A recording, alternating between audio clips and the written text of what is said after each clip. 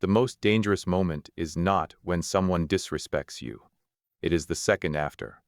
That small, silent second when your face gets hot, your chest tightens, and they quietly watch to see if you still belong to your emotions, because sometimes the insult is not the real attack. The real attack is the invitation, an invitation to lose control, an invitation to defend your worth, an invitation to become exactly as unstable as the person trying to provoke you. I know that moment because I have lived inside it. I have stood there with a calm face while my mind was burning. I have laughed at jokes that quietly humiliated me, then hated myself later for pretending it did not hurt.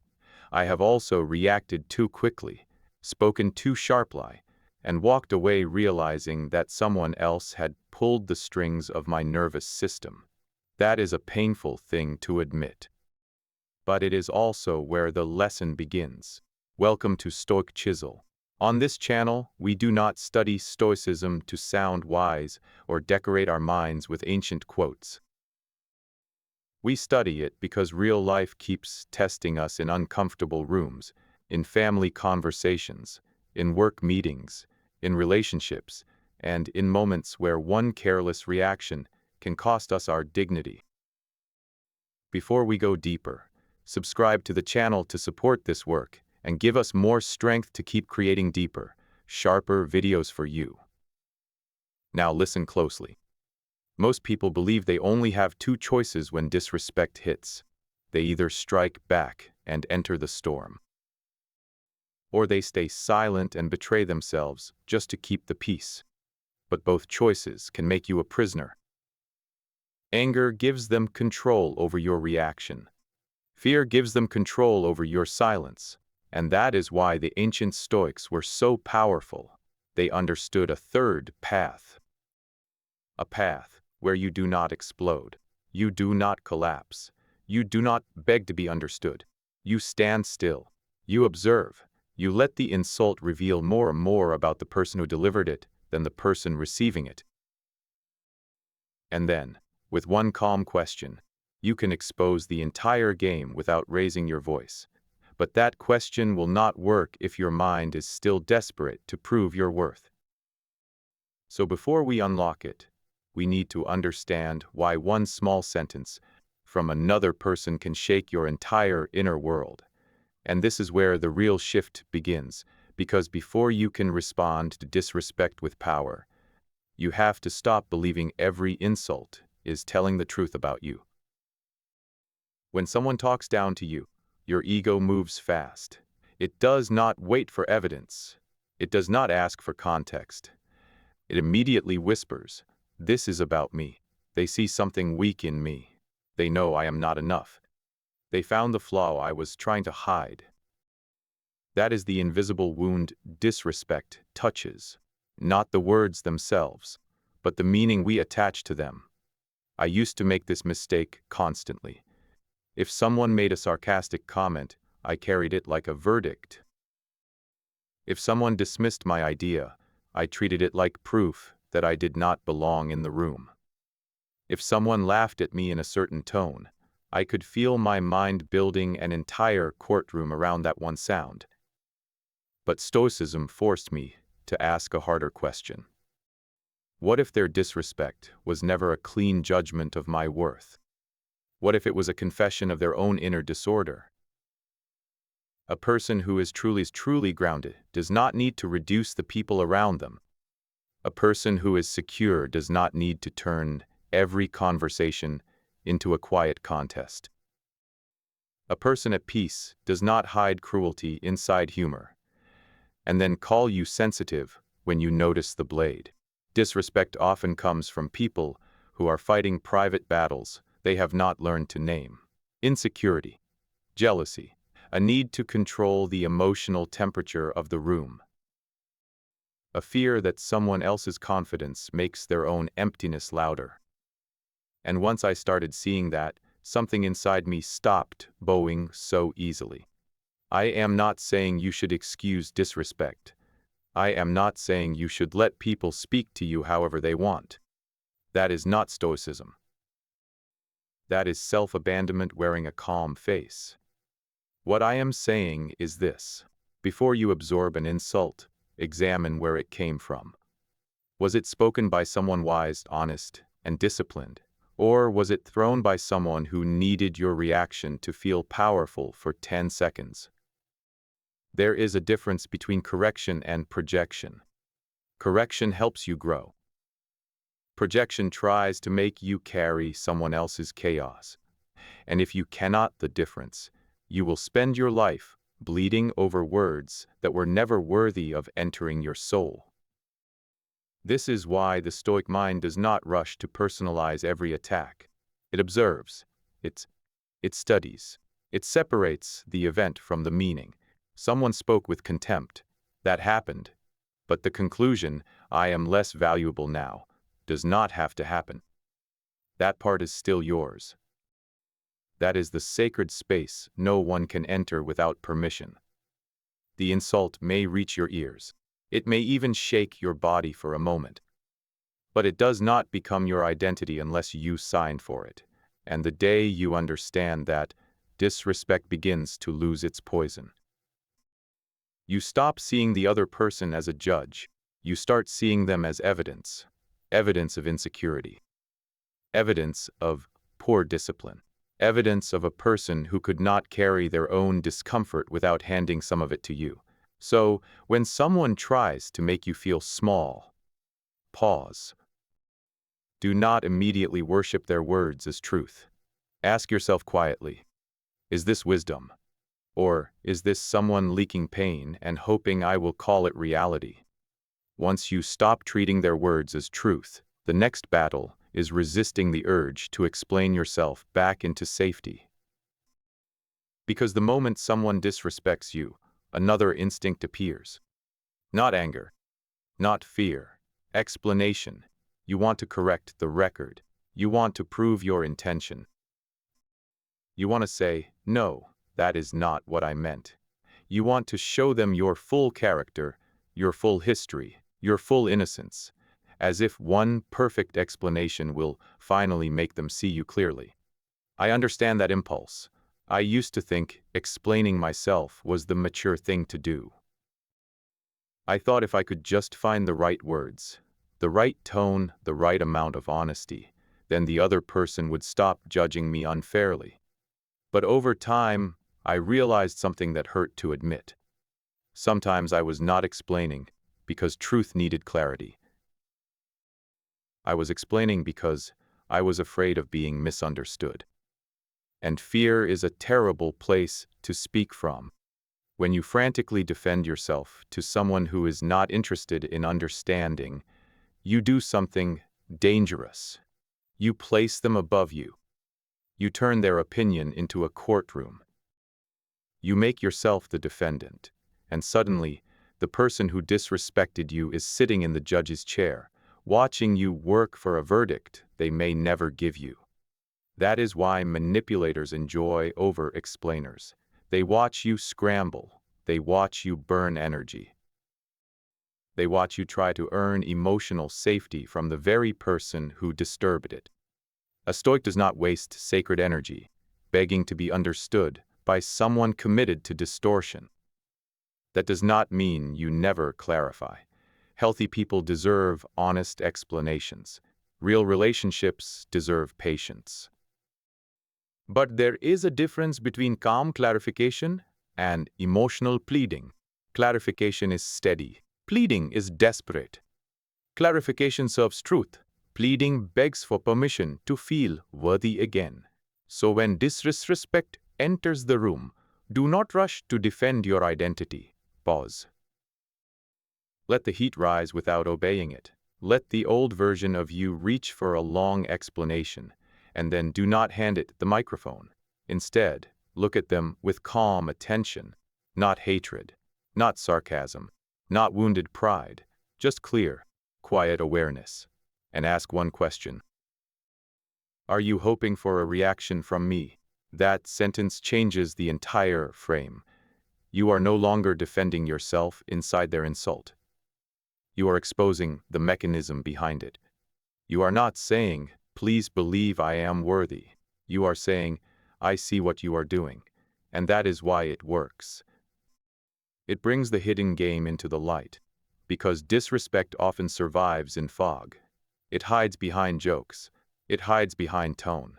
It hides behind, you are too sensitive. But a calm question gives it nowhere to hide. Say it slowly. Say it once. Then let the room feel the weight of what they tried to create. And once that question enters the room, your greatest test is not what you say next, but whether you can resist saying anything at all. That is where most people lose the power they just created. They ask the right question.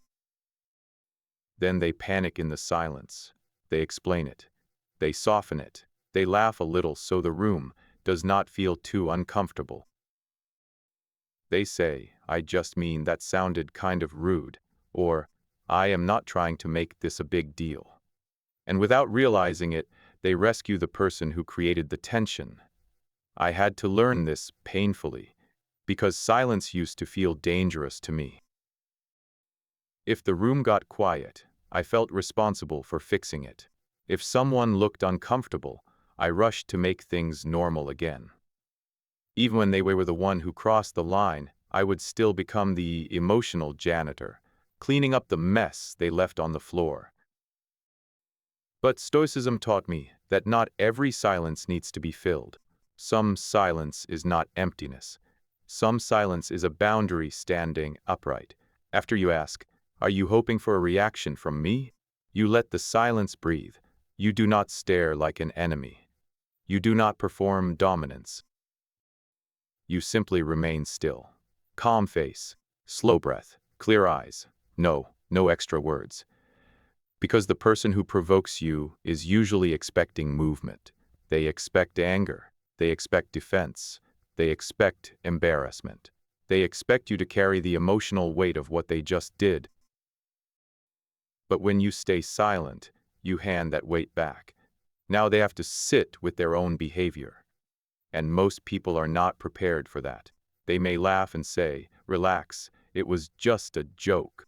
They may call you sensitive. They may act confused. They may try to change the subject quickly because your calmness has removed the reward they were reaching for. Let them. Let them. Do not chase their explanation. Do not argue with their denial. Do not beg them to admit what you both already know. The point is not to win a courtroom confession. The point is to remain in command of yourself. But the deeper boundary begins after the moment ends. Because if someone shows you a repeated pattern of disrespect, your response cannot only be one clever sentence. It must become strategy. Not revenge. Not drama. Not punishment. Strategy. You reduce access. You answer with fewer words. You stop giving them your private thoughts. You stop rushing to reply. You keep your tone polite, but your energy protected. This is not cruelty. This is self-respect with discipline. Your warmth is not public property. Your attention is not an unlimited resource. Your presence is not something people get to mishandle and still receive at full strength. And when you finally understand that, you stop announcing your boundaries like a speech. You start living them like a standard.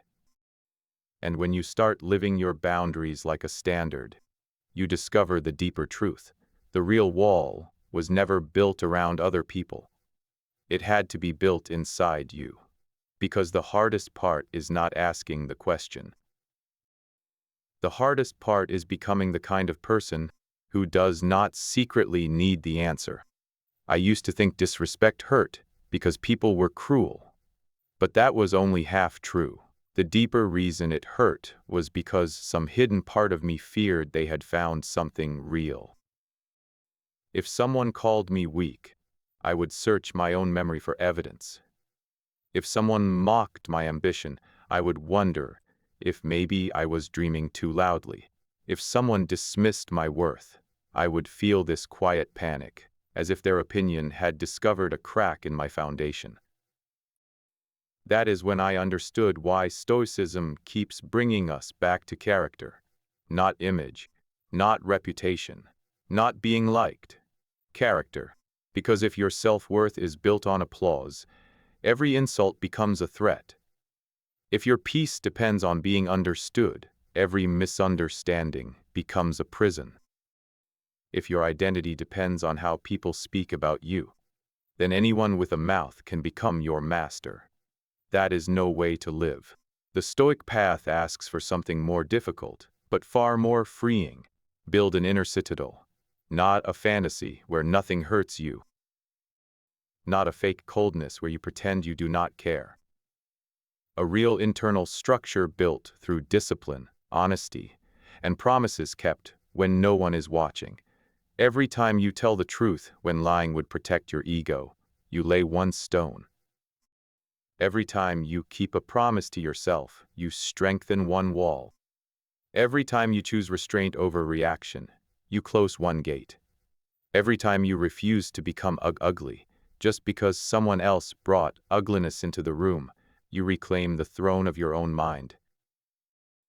That is where real confidence comes from, not from proving people wrong in public, but from knowing, privately and deeply, that you have not abandoned yourself. And when that knowing becomes strong enough, disrespect changes shape. It still may sting. You are human, but it no longer owns you. It no longer becomes your identity. It becomes sound passing outside the walls. And here is the final truth I had to accept. When you stop reacting, some people will not respect your growth. They will resent it. They will say you changed. They will call you cold. They will say you think you are better than everyone else. They may even turn you into the villain of their story, because your boundary forces them to face a version of themselves they would rather avoid. Let them. You do not need to be understood by people who benefit from misunderstanding you. You do not need to win a public trial inside someone else's imagination. Your life is not a campaign for approval. Your life is a responsibility. So the next time someone tests you, do not rush to anger. Do not collapse into silence that betrays you. Stand still, breathe, see the moment clearly, and ask, with calm control, are you hoping for a reaction from me? Then, let the silence speak. Let your restraint answer. Let your life prove that your peace is not available for manipulation. If this message reached something real in you, write this in the comments. I am the commander of my reactions. Subscribe if you are building emotional control, self-respect, and a stronger inner life. Disrespect is loud, but self-mastery is quiet. And the person who can no longer be pulled into every storm has already become free. And maybe this is the deepest lesson in all of this. The goal was never to become cold. The goal was never to become cruel. The goal was never to walk through life suspicious of everyone, waiting for the next insult, the next hidden attack, the next person to test you. That is not strength. That is fear wearing armor. Real Stoic strength is quieter than that. It is the ability to stand in the middle of disrespect and not lose contact with yourself. It is the ability to feel the heat rise in your chest, feel the old instinct begging you to react, and still choose the response that protects your dignity instead of feeding your ego. Because every disrespectful moment gives you a choice. You can become a mirror of their chaos. You can shrink yourself to keep the peace, or you can pause long enough to remember who is actually in command. And that is the lesson I want you to carry into your real life. The next time someone speaks to you with sarcasm, contempt, or quiet disrespect, do not rush to perform strength. Do not immediately attack. Do not immediately explain. Do not immediately sacrifice your peace just to make the room comfortable again. First, breathe. Let 1 second pass. Then another. Ask yourself, is this person correcting me, or are they trying to provoke me? If it is correction, receive it with humility. That is wisdom. But if it is provocation, do not reward it with your emotional collapse. Look at them calmly. Keep your voice steady. And if the moment calls for it, ask, "Are you hoping for a reaction from me?" Then let silence do its work. After that, watch the pattern. If it was a mistake, grace may be enough. But if it becomes a repeated habit, adjust access. Speak less. Share less. React less. Protect more. Not because you hate them, but because you finally respect yourself enough to stop handing premium energy to people who mishandle it. This is how you apply Stoicism today, not in ancient books only, not in quotes you save and forget, but in meetings, in family conversations, in relationships, in text messages, in the exact moment your nervous system wants to surrender control. That is where philosophy becomes power. So here is my question for you. When someone disrespects you, do you struggle more with reacting too fast or staying silent too long?